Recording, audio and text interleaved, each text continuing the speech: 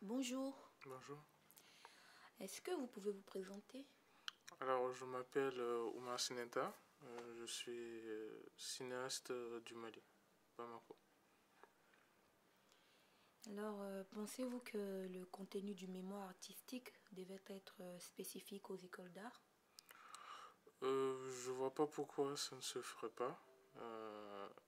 À- Après une formation, il serait de généraliser sur l'ensemble des écoles d'art aussi, avoir une capacité à présenter un certain nombre de recherches et pouvoir montrer les aptitudes acquises.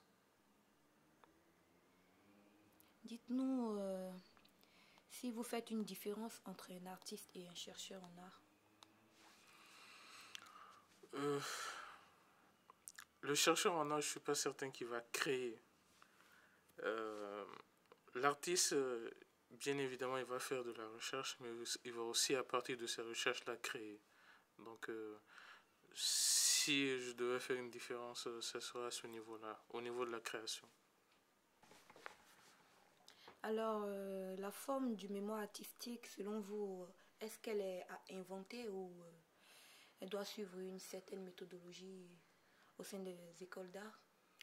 Je pense que chaque établissement artistique doit trouver sa propre méthode de création. J'ai eu la chance de faire même trois écoles différentes en création, dont l'une était une université, on va dire, classique. Euh, Chacune des trois avait évidemment sa philosophie et sa manière de mettre en œuvre le mémoire. D'accord. Est-ce que le mémoire, il doit parler de votre travail artistique ou de, d'autres sujets? Dans Vous, votre une, mémoire, est-ce que ça traitait de votre travail plastique? le sujet que j'ai traité, c'était la vengeance. Oui. Donc, j'ai vu que le médium, comment dire, de prédilection, c'est la vidéo. J'ai fait des créations vidéo par rapport à ces sujets-là, les différents aspects de la vengeance, que cela soit quelqu'un qui se venge ou quelqu'un qui subit la vengeance. Donc, cette recherche-là a été quelque chose à mettre de manière euh, artistique au niveau de la vidéo. Donc, je pense que c'est à ce niveau-là qu'on peut parler de euh, sujets à développer dans les mémoires. Donc, si je comprends bien, c'est que votre travail artistique a beaucoup influencé votre travail dans le mémoire, votre sujet de mémoire. Beaucoup, oui. Beaucoup, Donc votre travail de mémoire parle de votre travail artistique. Donc beaucoup. selon vous, vous pensez que le travail de mémoire doit parler du travail artistique alors? Dans une école d'art, je pense que c'est essentiel. Quand on fait une création artistique, quand on est dans une école d'art, n'importe quelle mémoire, soutenance ou quoi que ce soit, il faudrait que ça se reflète dans la manière de créer, que ce qu'on crée, que ce qu'on montre reflète le sujet sur lequel on a fait des recherches. Comment doit-on évaluer le mémoire? Par note éliminatoire? Ou est-ce qu'on peut imaginer une soutenance comme une performance? Euh, Encore, je pense que ça peut dépendre des disciplines. Euh, Globalement, les notes éliminatoires, je ne suis pas certain que cela soit très pertinent dans pour la création artistique. On est plus dans l'émotionnel et le feeling. Je, je pense que cela doit être plus perçu comme une performance artistique qu'on réussirait ou qu'on ne réussirait pas. Et qui doit juger la recherche selon vous? Euh, La recherche, le mémoire. Quand on parle de mémoire, cela signifie qu'on est dans une institution de formation, que ce soit une université ou un conservatoire ou un institut. Ou Donc, le jury. il peut y avoir des intervenants extérieurs pour juger le travail de création, mais il serait quand même intéressant de voir que ceux qui ont suivi une formation, ceux qui ont prodigué une formation, puissent quand même juger des acquis ou non euh, de l'artiste en herbe, quoi.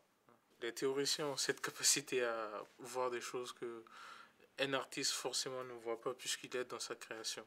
Un théoricien, il pense et il réfléchit. Il pense et il réfléchit le monde dans son entier, englobant, sortant un peu euh, de la discipline en tant que telle. Et nous avons remarqué que dans les écoles artistiques, il y a beaucoup d'étrangers qui viennent pour faire des études et ils rencontrent beaucoup de difficultés à rédiger leur mémoire. Et pour eux, comment voyez-vous cet accompagnement de l'écriture Alors, c'est un peu compliqué de m'exprimer sur ce sujet puisque je n'ai pas été confronté à comment dire, à cette difficulté-là, que cela soit en tant qu'étudiant ou en tant que euh, chargé de cours au conservatoire.